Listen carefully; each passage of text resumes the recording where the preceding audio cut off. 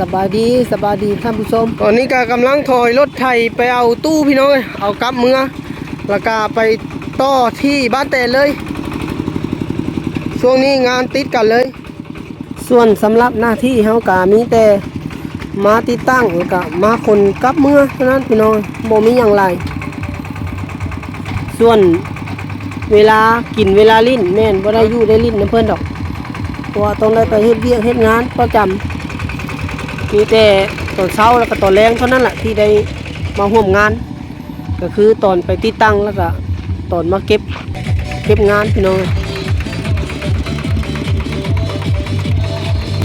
บรรยากาศยามแรงพี่น้องเด็กน้อยลิ้น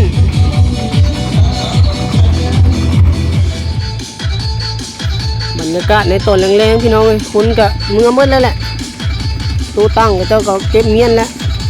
เราก็จะมาเก็บเอาเครื่องเชียงกับเตรียมออกงานไหมคนก็ยังเหลือโบราณพี่น้องยังตอนนี้แหละกลุ่มนึงยังโต๊ะนึงไว้ท่านซะยังวัยรุ่นพี่น้องอันนี้ก็ดีเจพี่น้องดีเจผู้เปิดเพลงตอนนี้เขาก็ได้เก็บเครื่องเชียงขึ้นรถแล้วเป็นที่เรียบร้อยเนาะพี่น้องเนาะก็มีแต่ที่ได้ออกเดินทางกลับอันนี้พี่น้องทำมืดตื้อคือเก้าพี่น้องเอ้ยเฮาทีมงานเฮานี่โคมกับบ่มีเดี๋ยวไปหายืมโคมกับเจ้าก่อนพี่น้องเลยตอนนี้เฮาก็ได้โคมแล้วพี่น้องเลยแต่ละงานค้ำมืดทุกงานเราบ่เข้าหัวเป็นอะไรบ่เข้าหัวหัวใหญ่โพดหัวใหญ่โพดแปลงให้มันน้อยล่ะบ่หัวหันใหญ่โพดอ่ะเนาะโอ้นี่ตรงล้าตัวนี้แม่นบ่วะแม่นบ่บ่แล้วเนาะล้าตัวนี้แหละแม่นเลยล้าตัวนี้บ่สิแปลงให้นี่มายืนไปลายพุ่นแล้วอันเดียวมันสิลมพุ่นฮะ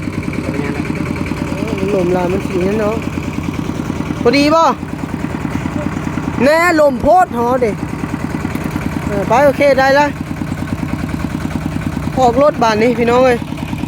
2 คนเท่านี้แหละคนตู้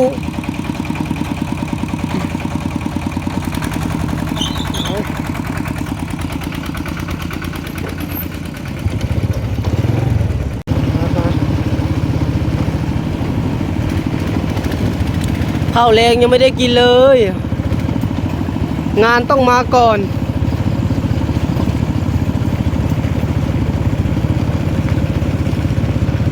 มื้อเช้ากะมีงานอีกคือเก้าพี่น้องไอ้ต่อเลยอยู่ที่บ้านแตนไปแต่เช้าคือเก้าช่วงนี้ต้องขยันเน้นหน่อยนึงเพราะงานเข้าดุงานหลายส่วนหลายช่วงหน้าแล้งนี่จะมีงานหลายอยู่หรอกพี่น้องบอกว่าจะเป็นช่วงหลายกันงานดองนี่แหละไปลักๆงานดองจะหลายกว่างานบุญช่วงหน้าแล้งนี่เบ้าชาวเต้งดองกันดุ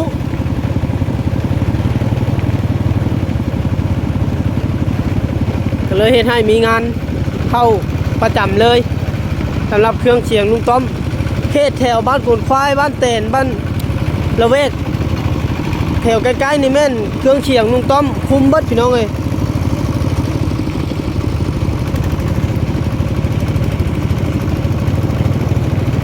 ถ้าไกลๆเนี่ยก็บ่ได้ไปเพราะว่าเฮารถไถเนาะมันบ่คือรถใหญ่มันจะไวรถไถมันช้าถ้าไปก็ได้อยู่แต่มันกินเวลาไปหลาย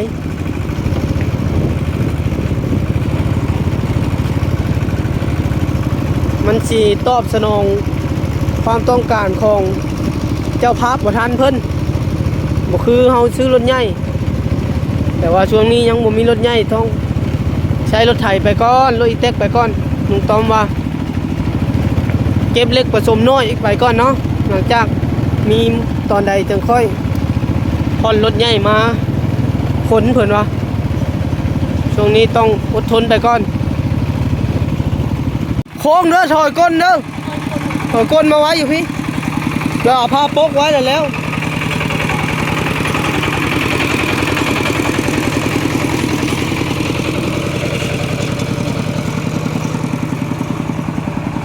ตอนนี้ก็กลับมาถึงบ้านเป็นที่เรียบร้อยพี่น้องก็จะถอยรถเข้ามาไว้อยู่มองนี้แล้วก็จะป้าไว้เลยไม่ได้เอาลง เพราะว่ามื้อนี้ต้องไปแต่เช้าอีกคือเก้าเนาะออกงานคือเก้าอีกก็เลยบ่ได้เอาลงไปบ้านแตนสำหรับมื้ออื่นแต่มื้อนี้แม่นพักผ่อนก่อนให้ตู้พักผ่อนคืนนึงตื่นเช้ามาก็ไปต่ออีกโอเคเรียบร้อยหมดเลย